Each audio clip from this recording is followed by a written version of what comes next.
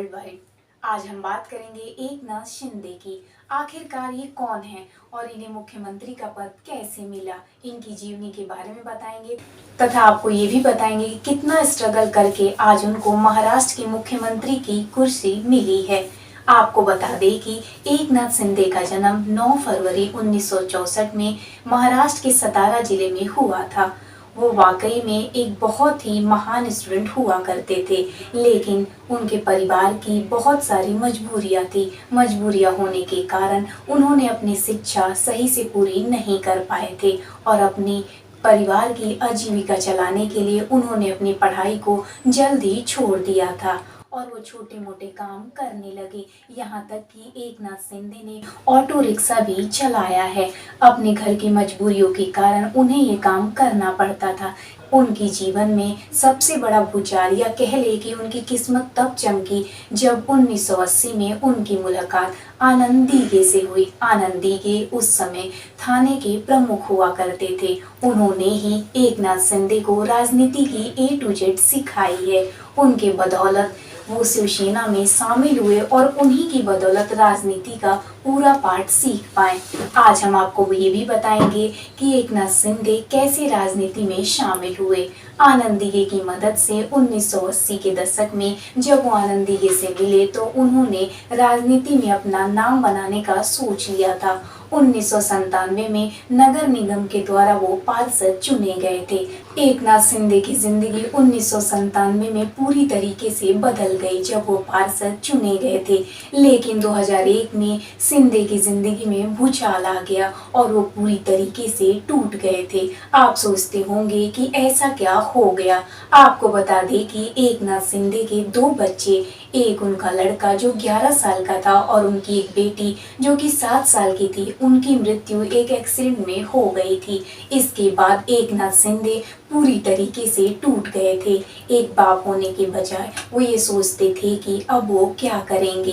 एक बाप पे इतनी बड़ी मुसीबत अचानक से आ गई थी। उस समय एकनाथ शिंदे की स्थिति ऐसी थी कि वो राजनीति को पूरी तरीके से छोड़ना चाहते थे। उन्होंने पूरी तरीके से मन बना लिया था कि अब राजनीति को छोड़ देंगे, क्योंकि उनकी हिम्मत पूरी तरीके से टूट गई थी। लेकिन एक बार फिर आनंद दीघे उनकी जिंदगी में भगवान बन के आए। आनंद दीघे ने उन्हें संभाला और राजनीति ना छोड़ने की बात कही, उन्हें पूरी तरीके से संभाला और ये भी बताया कि राजनीति छोड़ना इसका कोई उपाय नहीं है। उनकी बात मान के एकनाथ शिंदे ने राजनीति नहीं छोड़ी और अपना करियर इसमें बनाने लगे। 2004 में एकनाथ शिंदे की जिंदगी एक बार फिर से बदल गई जब उन्हें 2004 में विधानसभा सीट के लिए खड़े होने के लिए शिवसेना ने सीट दी। वहां पर भी एकनाथ शिंदे ने भारी बहुमत से जीत हासिल की थी। उसके बाद से एकनाथ शिंदे जनता के काफी करीब आ गए थे और दूसरी तरफ कह ले कि शिवसेना के भी वो काफी करीब आ गए थे। जब राज ठाकरे ने शिवसेना छोड़ी तो शिवसेना पार्टी के बेहद करीबी माने जाने वाले में से एक थे एकनाथ शिंदे। उस समय एकनाथ शिंदे ने पार्टी को बहुत अच्छी तरीके से संभाला था और जनता के बीच अपना एक नाम भी कमाया था।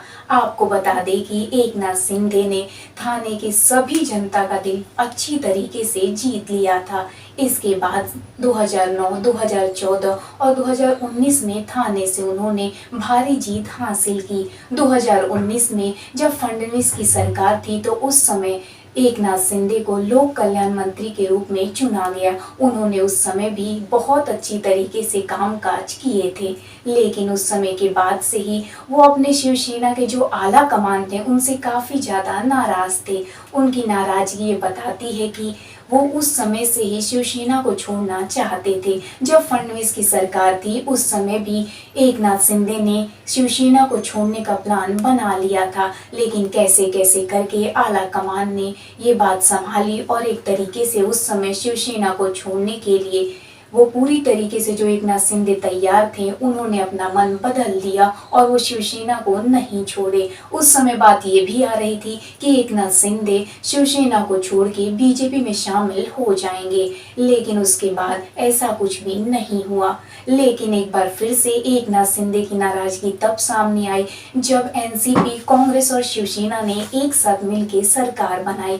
उस समय एकनाथ शिंदे काफी ज्यादा नाराज थे। वो नहीं चाहते थे कि एनसीपी, कांग्रेस और शिवसेना एक साथ सरकार बनाए। हमेशा से एकनाथ शिंदे यही चाहते थे कि शिवसेना और बीजेपी की सरकार बने, लेकिन उस समय परिस्थितियां ऐसी थी, या कह ले कि बीजेपी और शिवसेना के बीच इतने ज्यादा मतभेद हो गए थे मुख्यमंत्री कुर्सी को लेके कि एकनाथ शिंदे भी अपना कोई भी अनुमान नहीं लगा पा रहे थे कि उन्हें किधर जाना है। लेकिन मजबूरियों के साथ साथ उद्धव ठाकरे का उन्होंने वहां पे भी साथ दिया, और जब एनसीपी, कांग्रेस और शिवसेना ने सरकार बनाई तो उसके बाद भी एकनाथ शिंदे ने पूरी तरीके से डटकर सामना किया और वहां पे काम भी किया। एनसीपी और कांग्रेस से तो पहले से ही नाराज थे, लेकिन जैसे जैसे सरकार बनने के बाद दिन बीतते गए वो उद्धव ठाकरे से भी नाराज होने लगे। उनके कामकाज उनको पसंद नहीं आया करते थे और एकनाथ शिंदे की बात वो नहीं सुना करते थे। उद्धव ठाकरे की यही गलती ने आज उनको यहाँ खड़ा कर दिया है कि शिवसेना दो गुटों में बट गया है। शिवसेना के लिए एकनाथ शिंदे ने बहुत सारा काम किया है, यहाँ तक कि एकनाथ शिंदे जेल भी जा चुके हैं। शिवसेना से उनकी ये प्रेम बताती है कि वो पार्टी के लिए क्या कुछ नहीं कर सकते हैं। जेल जाना या जनता के बीच में अपनी एक अलग पकड़ बनाना, शिवसेना के लिए एकनाथ शिंदे ने बहुत सारा काम किया है।